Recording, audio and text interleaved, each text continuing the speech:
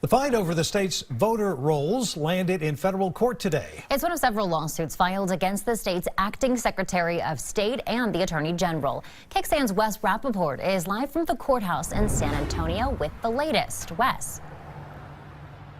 Hi, Robert, Sydney. These lawsuits filed by Latino and voting rights groups claim the state intentionally discriminated in a flawed attempt to remove citizens from voter rolls. Now, I want to talk to you about three key points, three key takeaways from today's hearing in San Antonio. First off, county election officials testified about how their offices interacted with the state. The plaintiffs argue their testimony revealed this was not handled in a uniform way across the board. DPS testified about how the data was compiled in the first place. The business analyst called to the stand, who was the go-between from the Secretary of State's office and the DPS IT department, repeated that she was not involved in the actual number crunching or vetting of the data. She just enabled the IT department to compile the information.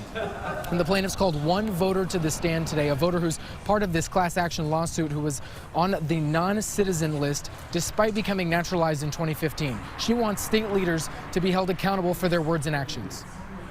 Get the voter list straight as to who's a citizen, who's not a citizen.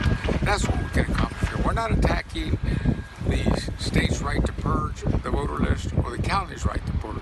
We should just do it right. Don't be discriminating. Don't be targeting a certain group of people, because nobody would like that. Today it's the immigrants, tomorrow it'll be you. In response to the lawsuit, the Texas Attorney General's office says the actions demonstrated by the state show the necessity to protect voting rights in Texas, and calls the lawsuit, quote, nothing more than an exercise in politics. Lawyers for the state are expected to call a slate of their own witnesses tomorrow. The hearing expected to pick right back up here in San Antonio at 9:30. Reporting live outside federal court in San Antonio, I'm Wes Rappaport, KXAN News.